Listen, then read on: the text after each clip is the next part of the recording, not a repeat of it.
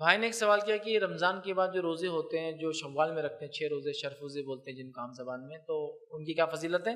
تو دیکھیے نبی اکرم صلی اللہ علیہ وسلم نے فرمایا جو شخص رمضان کے روزے رکھ کر بعد میں شوال میں 6 روزے رکھے، چاہے ایک ساتھ رکھے چاہے الگ الگ رکھے، متفرق رکھے یا ایک ساتھ رکھے، تو اس کا ثواب یہ ہے کہ اسے گویا سال بھر روزے رکھنے کا اجر ملے گا. اس لیے کہ اللہ تعالیٰ کسی نیکی کو ایک جو انسان کرتا ہے 10 تک اس کا ثواب دیتا ہے.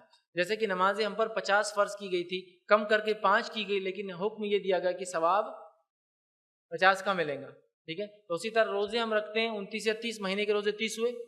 ٹھیک ہے، اور اگر 6 اضافہ کرتے تو ہو گئے 36، اور سال میں دن ہوتے اسلامی کیلنڈر کے حساب سے 355. تو اگر انسان رکھ لے تو اس کو سال بھر روزے رکھنے کا اجر ملے گا. حدیث میں الفاظ جو اس کے بعد 6 روزے رکھے ٹکڑوں میں توڑ کے ایک ساتھ، اسے گویا سال بھر روزے رکھنے کا اجر ملے گا. اس لیے کہ اللہ نے اجر کو 36 کو 360 کا اجر دے دیا. سمجھا؟ سال بھر روزے رکھنے کا اجر. جیسے 5 نمازیں 50 کے دیتی ہے، یہ 36 روزے آپ کو پورے سال روزے رکھنے کے برابر اجر ملے گا. تو لہٰذا اس کی کافی فضیلت ہے، بہت فضیلت ہے. ہمیں چاہیے کہ رمضان کے بعد ضرور ان روزوں کو بھی رکھیں، لیکن ان روزوں کو رمضان کے فوراً بعد 6 دن رکھنا بھی ضروری نہیں ہے، اور ان روزوں کی کوئی عید بھی نہیں ہوتی. یاد رکھیں، یہاں پر 2 مسئلے ہیں. لوگ بولتے ہیں ایک ساتھ رکھنا، بس رمضان ہوتے اگلے دن سے شروع کر دیتے ہیں.